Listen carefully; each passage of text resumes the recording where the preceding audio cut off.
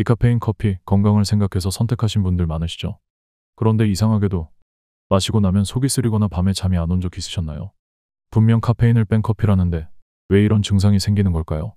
디카페인 커피라고 다 같은 건 아닙니다. 실제로 일부 제품은 여전히 꽤 많은 양의 카페인을 포함하고 있고 사용되는 원두나 제조 방식에 따라 위장 장애나 불면증을 유발할 수도 있습니다.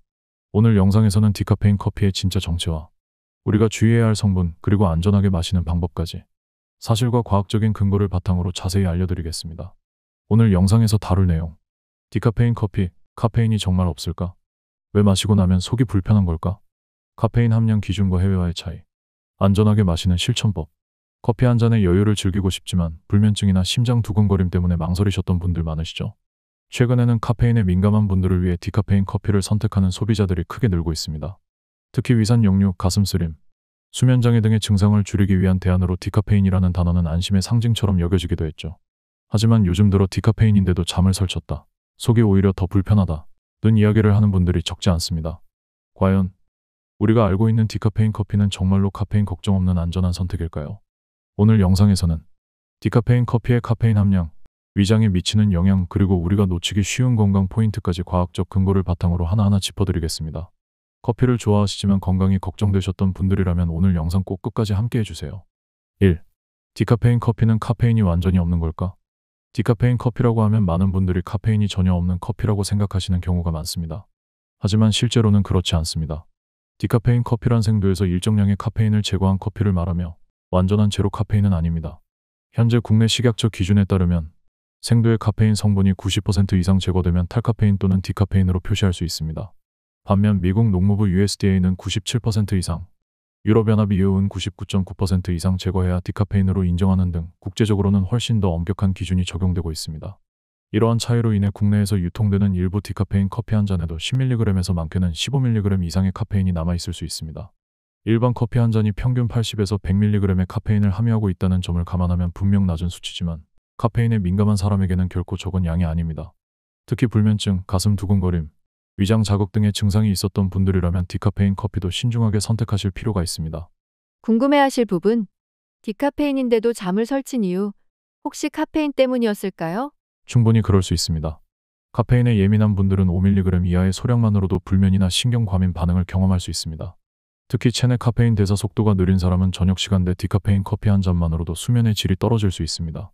영국 브리스톨 대학의 연구에서도 디카페인 커피를 마신 후에도 심박수나 혈압 변화가 나타난 사례가 보고된 바 있으며, 이는 카페인 잔류량 외에도 커피 성분 자체가 자율신경계에 영향을 미칠 수 있음을 시사합니다. 따라서 카페인 민감증이 있거나 수면에 민감한 중장년층의 경우 디카페인 커피도 빈도와 시간대를 조절하여 섭취하는 것이 중요합니다. 마시는 시간은 오후 3시 이전으로 제한하고 섭취량은 하루 한두 잔 정도로 유지하는 것이 좋습니다. 2. 위장 장애를 유발할 수 있는 이유는 디카페인 커피는 일반 커피보다 자극이 덜할 것이라는 인식이 많지만 의외로 속쓰림이나 복부 불편감을 호소하는 분들도 적지 않습니다. 특히 공복에 마셨을 때 더 심한 위장 반응을 경험하는 경우도 종종 있습니다. 그 이유는 디카페인 커피의 제조 과정에 숨어 있습니다. 카페인을 제거하기 위해 사용되는 여러 추출 방식이 커피의 산도와 성분 구성에 영향을 줄 수 있기 때문입니다. 현재 가장 많이 사용되는 디카페인 공정은 3가지입니다. 첫째는 고온고압의 이산화탄소 방식이고, 둘째는 에틸아세테이트라는 천연 유래 용매를 사용하는 방식, 셋째는 활성탄소 필터를 이용한 수세식 공정입니다. 이 중 특히 에틸아세테이트 방식은 원료 자체는 안전한 성분이지만 제조 후에도 미량의 용매가 원두에 남을 수 있다는 점이 일부 민감한 소비자에게는 문제로 작용할 수 있습니다. 이런 잔류 물질이 위장 점막을 자극하거나 위산 분비를 촉진해 속쓰림이나 복부 팽만감을 유발할 수 있다는 것이 전문가들의 설명입니다. 또한 일부 디카페인 커피는 일반 커피보다 산도가 높아지는 경우가 있습니다. 이는 위벽을 더욱 자극할 수 있으며 특히 위산 과다 분비가 있는 사람에게는 위장 장애를 유발하는 요인이 됩니다. 2020년 스위스 바젤대학교의 연구에 따르면 디카페인 공정을 거친 온도의 산 성분 농도가 제조 방식에 따라 최대 25%까지 차이가 날 수 있는 것으로 보고되었습니다. 궁금해하실 부분, 디카페인인데 왜 오히려 속이 더 불편할까요? 이 질문에는 개인의 체질과 위장 반응이 중요한 변수로 작용합니다. 모든 디카페인 커피가 위장에 나쁜 것은 아니지만 공정에 따라 산도가 높아질 수 있고 잔류 용매에 예민한 분들은 이를 체감할 수 있습니다. 특히 공복 상태에서 디카페인 커피를 마시면 위벽이 보호받지 못한 상태에서 산성분에 노출되기 때문에 속쓰림이 더 쉽게 발생할 수 있습니다. 따라서 위가 약한 분들은 디카페인 커피도 반드시 식후에 마시는 것이 좋습니다. 또 하나의 팁으로는 제조 방식이 명확하게 표시된 제품을 고르는 것입니다. 최근에는 수세 방식이나 이산화탄소 추출 방식이라고 명시된 제품들도 있는데 이런 제품은 상대적으로 위에 부담이 적은 편입니다. 3. 디카페인 커피, 건강에 정말 좋은 걸까? 디카페인 커피는 카페인에 민감한 분들이나 심장 두근거림, 불면증이 있는 분들에게 좋은 대안으로 여겨집니다. 실제로 항산화 물질인 폴리페놀이나 클로로겐산은 대부분 유지되기 때문에 항염 작용이나 심혈관 보호 효과는 일반 커피와 유사하다는 연구도 있습니다. 하지만 최근 일부 연구에서는 디카페인 커피의 섭취에 있어 주의할 점도 함께 지적되고 있습니다. 미국 미네소타 대학교에서 발표된 한 역학 연구에서는 디카페인 커피를 하루 4잔 이상 마시는 여성 집단에서 류머티즘 관절염의 발생률이 유의미하게 높았다는 결과가 보고됐습니다. 연구진은 원인을 명확히 단정하진 않았지만 디카페인 공정에서 사용되는 용매나 원두 종류가 영향을 줄 수 있다고 설명했습니다. 또한 디카페인 커피는 일반적으로 로부스타 품종의 원두를 사용하는 경우가 많습니다. 로부스타는 수확량이 많고 가공이 쉬운 장점이 있지만 아라비카에 비해 지방산의 생성 유도율이 높다는 특성이 있습니다. 이에 따라 혈중 LDL 콜레스테롤 수치를 상승시킬 수 있다는 분석도 제기되고 있습니다. 특히 디카페인 커피를 오일 형태로 추출하거나 프렌치 프레스처럼 종이 필터를 사용하지 않는 방식으로 마실 경우 지방 함량이 더 높게 나타날 수 있습니다. 이외에도 일부 연구에서는 디카페인 커피가 위산 분비를 자극해 위식도 역류 증상을 악화시킬 수 있다고 경고하기도 합니다. 궁금해하실 부분. 디카페인도 많이 마시면 안 좋은가요? 이 질문은 매우 중요한 포인트입니다.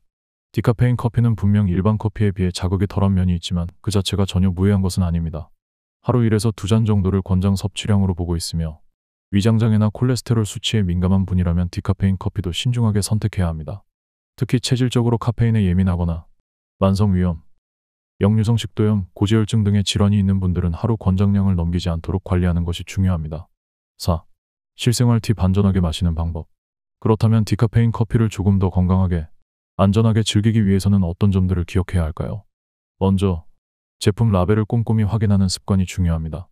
국내에서는 카페인을 90% 이상 제거하면 디카페인으로 표기할 수 있지만 미국 USDA나 유럽연합처럼 97에서 99.9% 이상 제거된 제품도 시중에 유통되고 있습니다. 97% 이상 제거, CO2 추출 방식 등보다 구체적인 제조 방식이나 카페인 함량이 명시된 제품을 선택하는 것이 좋습니다. 두 번째로, 제조 공정의 차이를 이해하는 것이 필요합니다. 디카페인 커피는 크게 3가지 방식으로 만들어집니다. 에틸아세테이트 방식은 비용이 저렴하지만 위산을 자극하거나 민감한 사람에게 속쓰림을 유발할 수 있다는 보고도 있습니다. 반면 수세 방식이나 고압 이산화탄소 추출 방식은 잔류 용매가 거의 없어 상대적으로 안전하다고 평가받습니다. 제품 설명에 물 추출 방식, CO2라고 쓰여 있다면 참고하시면 좋습니다. 세 번째는 섭취 시간입니다. 카페인이 거의 없다고 해도 디카페인 커피에는 여전히 5에서 15mg의 카페인이 남아있을 수 있습니다. 특히 카페인에 민감한 분들이 저녁 시간에 디카페인 커피를 마시면 수면에 영향을 줄 수 있기 때문에 자기 전 6시간 이전에는 섭취를 피하는 것이 바람직합니다. 네 번째는 공복 상태를 피하고 식사 후에 마시는 습관을 들이는 것입니다. 공복에 마신 커피는 위산 분비를 촉진해 위점막을 자극할 수 있고 디카페인 커피도 예외는 아닙니다. 특히 위염이나 소화불량이 있는 분들은 반드시 식후에 섭취하는 것이 안전합니다. 다섯 번째는 하루 섭취량 조절입니다. 디카페인이라 해도 하루 2잔 이내로 제한하는 것이 좋고 속이 불편하거나 소화기관이 예민한 분이라면 하루 1잔 이하로 줄이거나 커피를 완전히 대체할 수 있는 다른 음료를 고려해 볼 필요가 있습니다. 궁금해하실 부분. 디카페인 커피를 마시지 못할 정도로 위에 부담이 된다면 대안은 없을까요? 위장이 약하거나 디카페인조차 속쓰림을 유발하는 분이라면 대체 음료로 보리차, 둥글레차, 캐모마일차 같은 저산성 무카페인 음료를 선택해 보시는 것이 좋습니다. 이들 음료는 위 점막을 자극하지 않고 수분 보충에도 도움이 됩니다. 특히 보리차나 둥글레차는 구수한 맛 덕분에 커피 대용으로도 부담 없이 마실 수 있고 식사 후에도 속을 편안하게 해주는 작용이 있어 많은 분들이 선호하고 있습니다. 또한 최근에는 카페인 프리 표시가 확실한 허브티, 유기농 루이보스차 등도 각광받고 있으니 다양한 옵션 중에서 본인에게 잘 맞는 음료를 찾아보시는 것도 좋은 방법입니다. 결론 및 실천법.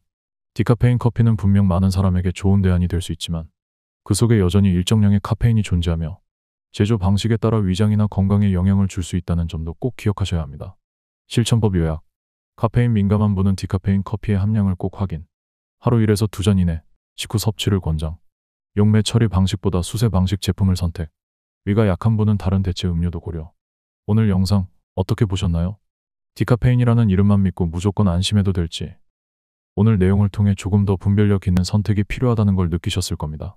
카페인을 줄이기 위해 선택한 디카페인 커피도 때로는 체질이나 섭취 방법에 따라 불편을 줄 수 있습니다. 하지만 성분을 잘 살피고 나에게 맞는 방식으로 조절한다면 충분히 건강한 대안이 될 수 있겠죠. 오늘 영상이 도움이 되셨다면 좋아요와 구독 꼭 눌러주시고 댓글로 여러분이 경험하신 디카페인 커피의 장단점이나 궁금하셨던 점들도 함께 나눠주세요. 여러분의 이야기가 다음 콘텐츠를 준비하는 데 큰 도움이 됩니다. 건강은 거창한 결심보다 작은 선택과 실천에서 시작된다는 거 잊지 마시고요.